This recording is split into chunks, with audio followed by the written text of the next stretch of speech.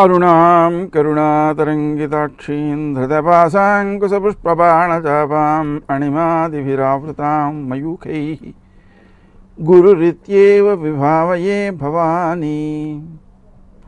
గ్రహముల యొక్క ప్రభావాలను మనం తెలుసుకోవడం, వాటికి నివారణలు చేసుకోవడం, ఈ నివారణ చర్యల వలననే భారతదేశంలో మనకు జ్యోతిషం యొక్క వినియోగం బాగా పెరిగింది.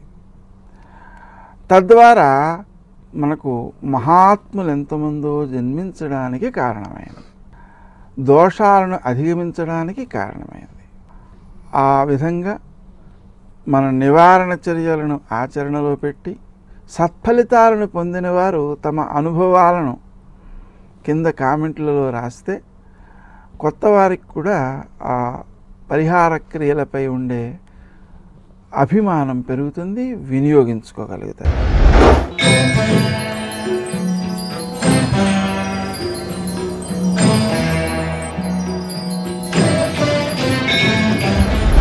కన్యారాశి. ఈ రాశి వారు తాము ఆచరించే కార్యక్రమాల్లో విజయాలు సాధిస్తారు. కానీ మీరు చేపట్టే ప్రతి కార్యక్రమం కూడా ఇతరులకు మేలు చేసేది అవుతుంటుంది. స్వప్రయోజనాల్ని ఆ రూపంలో కొంత అశ్రద్ధ చేయక తప్పదు. ఈ విధంగా అశ్రద్ధ చేసినందువలన తాత్కాలికంగా నష్టం భాషించినా కూడా అది తీవ్రమైన నష్టాన్ని ఏం కలగజేయదు. విశేషించి భవిష్యత్తులో ఈ జన సహకారం వలన అనుకూల భావనలు వారు ప్రేరేపించినందువలన కూడా మీ యొక్క అభివృద్ధి ఎక్కువగా ఉంటుంది. వాహనాలకు సంబంధించి మాత్రం ఎక్కువ జాగరూకతతో మెలగాల్సిన అవసరం ఉంది. ఆ ప్రయాణ సమయంలో గౌతమ నామాన్ని జపించుకోవడం ద్వారా ఆ దోషాలను అధిగమించేటువంటి అవకాశం ఉంది.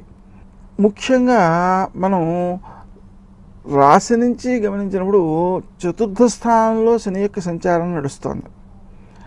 ఇది సమయానికి ఆహారం తీసుకోకపోవడము అనేటువంటి లక్షణాన్ని ప్రేరేపిస్తుంది. ఆ విధంగా ఏ కొంచెము అశ్రద్ధ చేయకుండా సకాలంలో పనులను పూర్తి చేయడంతో పాటు ఆహారానికి కూడా ప్రాధాన్యం ఇస్తే ఆరోగ్య విషయంలో ఎక్కువ మేలు పొందగలుగుతారు.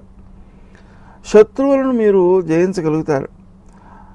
విశేషించి ఈ స్నేహ సంబంధం దీర్ఘకాలికంగా కొనసాగాలి అంటే ఏం చేయాలి? ఎదుటి వ్యక్తిలో దైవాన్ని దర్శించడం అనేటువంటి దాన్ని మనం అలవాటు చేసుకున్నట్లయితే ఆ స్నేహ సంబంధాలు మనకు ప్రయోజనాత్మకంగాను అలాగే మనకు మేలు చేసేవిగాను, ఇతరులకు అంటే మనకు శత్రువులు ఎవరైతే ఉన్నారో వారికి అపకారాలు లేదా ఆటంకాలు కలిగేటట్లుగాను జరుగుతుంది. తద్వారా అనుకూలమైన ఫలితాలు సాధించే అవకాశాలు పెరుగుతాయి. అనుకోని ఖర్చులు కొంతవరకు ఇబ్బంది పెట్టేటువంటి అవకాశం ఉంది. కానీ సుమంతో శ్రీ కార్తవీర్యార్జున నమః అనే మంత్రాన్ని జపించుకుంటే అనుకూలమైన వాతావరణం ఏర్పడిపోతుంది. తండ్రి లేక తత్సంబంధికులకు సంబంధించినటువంటి ఆరోగ్య విషయాల్లోనూ అలాగే మేనమామ తత్సంబంధికులకు సంబంధించినటువంటి ఆరోగ్య విషయాల్లోనూ ఎక్కువ శ్రద్ధ చూపించాల్సిన అవసరం ఉంది. దానికి క్రీం అచ్యుతానంత గోవింద అనే మంత్రం చాలా బాగా ఉపకరిస్తుంది. మొత్తంపై చూసినప్పుడు అనుకోని ఖర్చులు కొంతవరకు ఇబ్బంది పెట్టేటువంటి అవకాశం ఉన్న దృష్ట్యా ఆత్మీయుల ద్వారా మాత్రమే ఖర్చు పెట్టించడం అనేటువంటి ప్రత్యేక నియమాన్ని పాటించడం తప్పనిసరి. స్నేహ సంబంధాలు వృద్ధి చెందుతాయి.